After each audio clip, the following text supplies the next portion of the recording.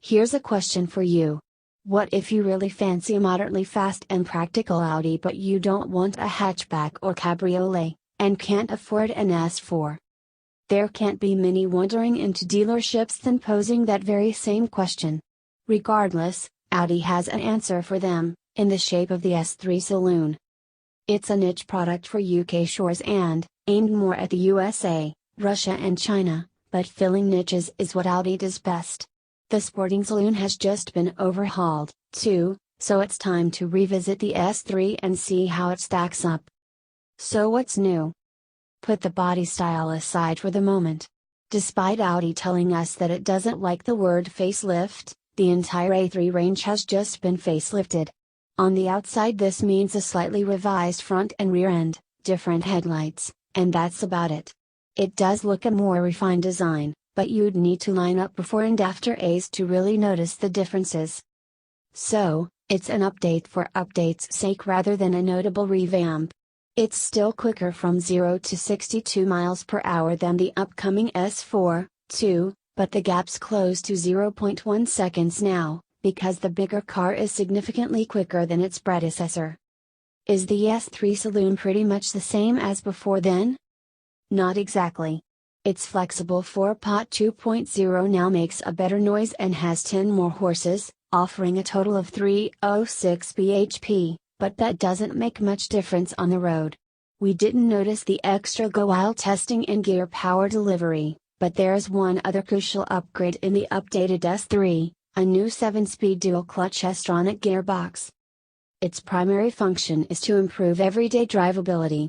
It permits a smoother getaway than was possible with the previous 6-cog box and delivers improved CO2 emissions and fuel economy thanks to the extra ratio. Does it feel any different to drive? The new S3 does feel different when compared to its predecessor.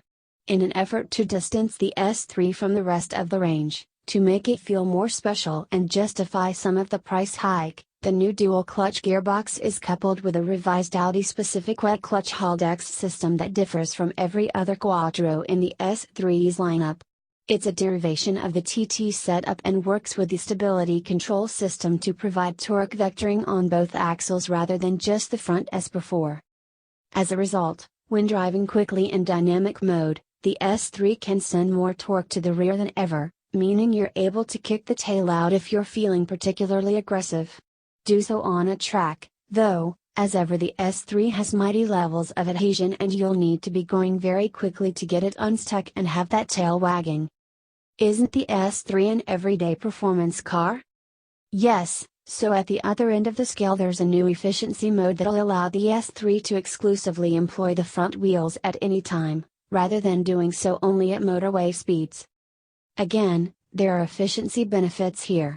Just keep the S3 out of dynamic mode if you're cruising. Even on Germany's well-kept autobahns we found the ride just about tolerable in the adaptive dampers comfort setting. Firming them up further is a bad idea. Nothing has been done to improve the lifeless progressive steering. The steering wheel itself has been changed, though. It now has to control the new for A3 12.3-inch virtual cockpit, also found in the TT. So there are extra buttons to switch between sat-nav view and alter the size of the speedo and rev counter. What does this facelift update mean for the RS3? Audi's development engineers wouldn't be drawn in to comment on whether the 7-speed box will make it all the way up to the RS, which is due for a nip and tuck of its own at some point soon. They did let slip that it's capable of dealing with more power and torque, however.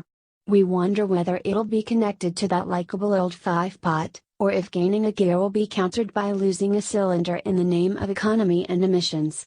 Hope not, because the 2.5 is probably the standout feature on Audi's Super 3. Verdict. It's still a very likable car, this S3 Saloon.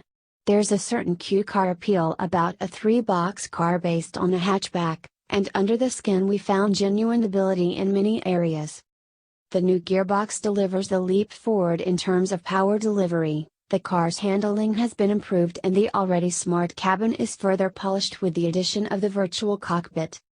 It might be a bit smaller than most other fast saloons on sale, but it's not much slower and it's certainly not as common.